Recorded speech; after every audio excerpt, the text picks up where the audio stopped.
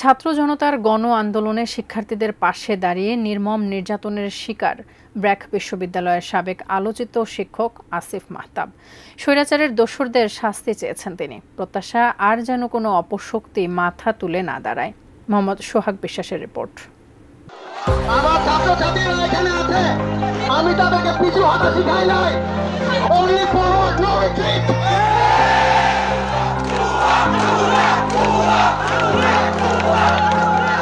বইটা কিনবেন, কিনে এই যে দুইটা পাতা আছে শরীফ শরীফা, ছিঁড়বেন।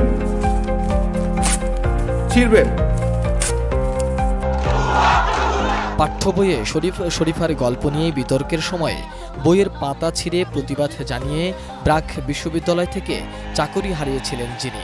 জুলাই আন্দোলনে প্রাইভেট বিশ্ববিদ্যালয়ের শিক্ষার্থীদের সামনে ঢাল হয়ে দাঁড়িয়ে তিনিই সাহসের প্রতীক। আসিফ মাহতাব বিশ্ববিদ্যালয়ের একজন শিক্ষক।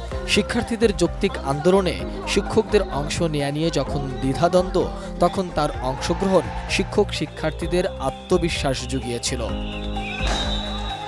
কোটা সংস্কার আন্দোলন থেকে কিভাবে গুম হয়েছিলেন, ডিবি কার্যালয়ে অমানসিক নির্যাতন, আবার কারাগারে বসে হাসিনার পালিয়ে যাওয়ার খবরে কিভাবে ফিরে পেয়েছিলেন স্বস্তি, জানাচ্ছিলেন সে কথাও।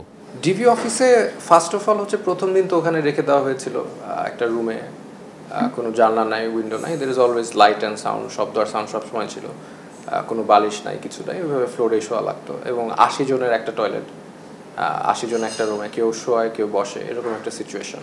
না, প্রথমে তো আমি বিলিভ করতে পারিনি, বাট তারপর যখন একদম কনফার্ম হলাম যে হয়েছে, তারপরেও একটা বিষয় আনসার্টেনিটি ছিল যে এখন কি হবে বা কি। দেশকে স্থিতিশীল অবস্থায় এনে আইনশৃঙ্খলা পরিস্থিতি নিয়ন্ত্রণ করে একটি নির্বাচন দেয়াই অন্তর্বর্তী সরকারের প্রধান কাজ বলেও মনে করেন তিনি। একই সাথে হাসিনা সরকারের সময় অবৈধ কাজে যারা সহযোগিতা করেছে তাদের বহিষ্কারেরও দাবিদার। অফার যে কোনো ব্র্যান্ডের পুরনো ফ্রিজ নিয়ে চলে আসুন ভিশন শোরুমে আর নিয়ে যান নতুন ভিশন ফ্রিজ 20% পর্যন্ত ছাড়। আমলা থেকে শুরু করে পুলিশ বলেন, প্রশাসন বলেন, সবই ওই দলের লোক। তো এখন আপনি একটা অপশন হচ্ছে আপনি সবাইকে ছাঁটাই করে দেবেন, যেটা পসিবল না। তো অল্টারনেটিভলি আপনি কি করতে পারেন যে বিভিন্ন যারা একদম অবৈধ কাজের সাথে জড়িত ছিল তাদেরকে একদম বহিষ্কার করে কিছু মানুষ নতুন অ্যাড করতে পারেন, অ্যাডিশন সাবট্রাকশন করে একটা মোটামুটি ব্যালেন্স অবস্থায় নিয়ে তারপর ইলেকশনটা দিতে পারেন, মিলিটারির আন্ডারে দিতে পারেন।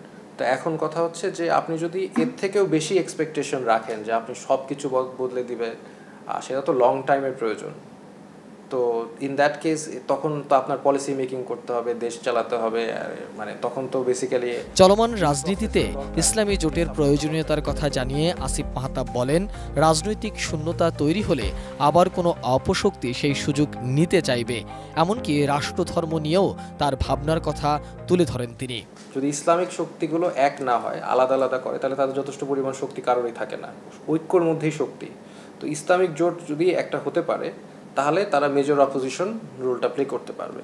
প্লে করলে কোনো অপশক্তি এই পলিটিক্যাল ভ্যাকুয়ামে সুযোগ নিয়ে দেশের অবস্থা আরও খারাপের দিকে নিতে পারবে না।